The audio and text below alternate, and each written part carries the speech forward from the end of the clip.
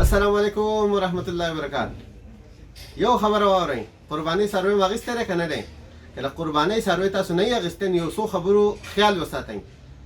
دا ویډیو چې زه ریکارډ کوم خصوصا دا د ضلع دیر لویر، اپر، ضلع باجوړ، ضلع ملاکنډ او د سوات علاقو لپاره. د پېښور نه د آس پاس د دغې علاقو نه چې کومه څاروي دی خوا طرف ته راځي یا د پنجاب نه کومه څاروي راځي، د سند نه کومه څاروي راځي، نو په هغه کې دوه قسمه بیماریانې ډېرې زیاتې عامې دي. اولی بیماری ده د طبق بیماری FMD چې ورته وایي. دویمه بیماری ده د LSD کومه دانې چې پرې راخیږي هغه بیماري ده. نو د دې خبرو خیال وساتئ چې تاسو کومه غوا اخلئ، په دې غوا کې چېرته طبق خو نه شروع شي یا په دې غوا کې LSD خو نشته.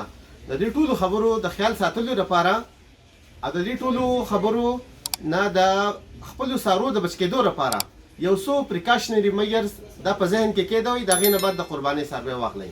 اولۍ خبره ده چې کله هم تاسو د قربانۍ څاروی اخلئ نو هغه به پوره معاینه به وکئ. معاینه به دا وکړئ چې په هغه کې کونې خو نشتي. که کونې پکې نو دا غوا په دې غوا کې تیلیریا ده، په دې غوا کې اناپلازما ده. دا غوا به ستاسو غوا ته هم تیلیر او اناپلازما ټرانسفر کوي.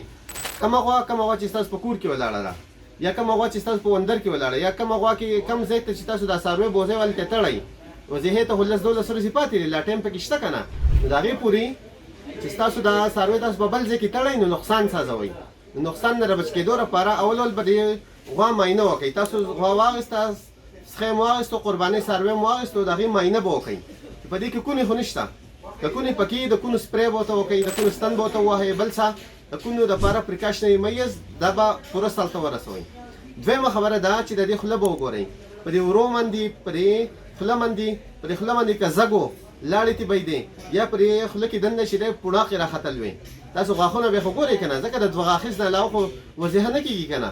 نو چې کله غاښونه ګورئ نو تاسو ته لاندې مو ګورئ چې دا لاندې د وری سرې خو نه دي. که وری سرې وي یا څه زخم څه علامات څه نشانات پرې وو نو بیا به داسې کار وکړئ چې د دې څاروي د کول ته د بوتلو نه مخکې چې ستاسو په کور کې کومه څاروي د هغه ټول ته به د FMD ویکسین وکړئ، ځکه دا څاروي به دا بیماري وړي ستاسو کور ته.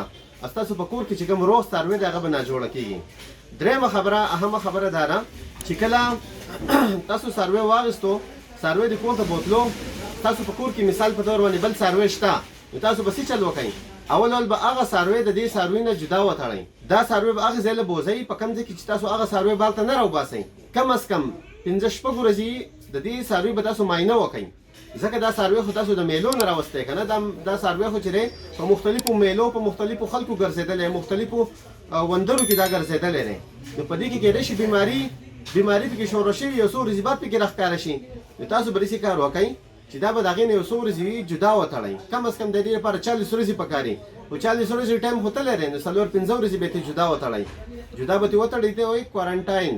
دا چې دی جدا تا وتړون ته به اندازه وکړي، مشاهده به وکړي چې چلته په دې کې څه بیماري خو نشته چې هغه بیماري زموږ د کورني څاروي ته ټرانسفر کېدای شي. داسې نور هم ډېرې زیاتې خبرې دي. خو چې کله هم د قربانۍ څاروی اخلئ نو لږ په پوره شوق او په پوره دغه سره توجه سره سنت ابراهیمي دی، سنت محمدي صلی الله علیه وسلم دی. نو داسې نه چې دا د دې نه چې دی مونږ وبال ساز کړو، دې نه مونږ نور څه مسلې ځان ته سازي کوو. په داسې طریقه به دا وکړو چې په احسن انداز سره دا وشي. ځکه بل کال چې دی کله قربانیانې وشوې نو بیا په ټوله علاقه کې د هر چا په غواګانو کې تیلیریا او اناپلازما وه. ټولو خلکو ویل مونږ د قربانۍ څاروی اوسه تړلی وه، خدای دې داسې چل وکړي، خدای دې داسې چل وکړي.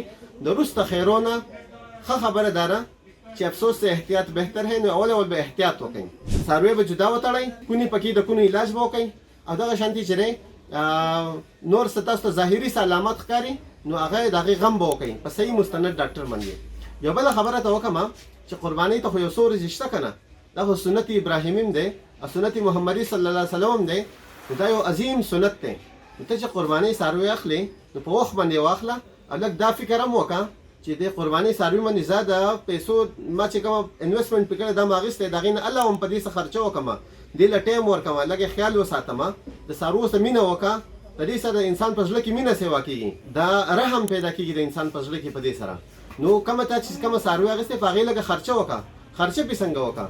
دې له چې دی داسې میډیسن میلاویږي، ښایسته دوايانې میلاویږي چې د هغې سره دا خوراک ښه وکړي، د هغه خوراک دوايانې ولې ورکړه. په دې کې کونې دي، د کونو لپاره پې دوایي ولګه 200-300 روپۍ پې خرچه کړه. یا دې له چېرته لږه ښه مزداره ستا په کور کې شنه نه نشته نو بازار نه لږه شنو ګېډۍ وله راوړه، څه بل څه لږه پیسې، نو کومه چې تا پې بیسک انویسټمنټ کړی د هغې نه علاوه پې لږه نوره خرچه وکړه. ان شاء الله تعالی الله به تعالی د دې ډبل ثواب درکوي. د قربانۍ څاروی ساتل دا یو لوی عمل دی.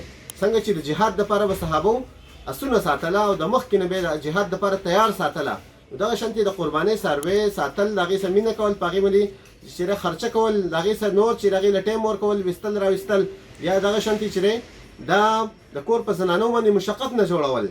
دا ته قربانۍ څاروی راوستو پرې د زنانه به ساتي، نو دا چل به نه کوئ، بلکې د دوی دپاره دوی سره به لږ هیلپ کوئ چې د قربانۍ دا څاروی کومه ته راوستې دا په هغو باندې بوج جوړ نه شي.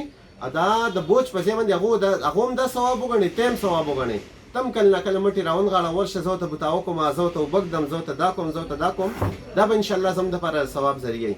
دا یو څو خبرې مې نورې هم کولې، خو ویډیو اوږدېږي، خو دا خبره ده چې احتیاط به کوئ چې قربانۍ څاروی اخلئ نو هسې نه ستاسو په کور کې بل څاروی هغه د ډېرې وجې نه بیمار نه شي، هسې نه د قربانۍ څاروی تاسو راولئ، تاسو بیمار څاروی راولئ د قربانۍ نه مخکې نه مړ نه شي، یا هسې نه دغه قربانۍ څاروی تاسو راولئ او په دې کې د مخکې نه څه بیماري ظاهري بیماري چې په کومه غوا کې د هغې نه قرباني نه کېږي. د خپلو علماو نه تپوس وکئ، ظاهري بیماري چې په کومه غوا کې په کومه څاروي کې نو هغه څاروي نه د هغې نه چې دی د هغې نه قرباني نه کېږي. ظاهري بیماریانو نه، د دغې کونو نه، د طبق نه، د LSD نه، د نور بیماریانو نه پاک څاروي واخلئ او خپل سنت طریقه او د ابراهیم علیه السلام سنت طریقه، د محمد صلی الله علیه وسلم سنت طریقه په احسن انداز سره دا انجام ته ورسوئ، سرته ورسوئ. د الله په امان. السلام علیکم.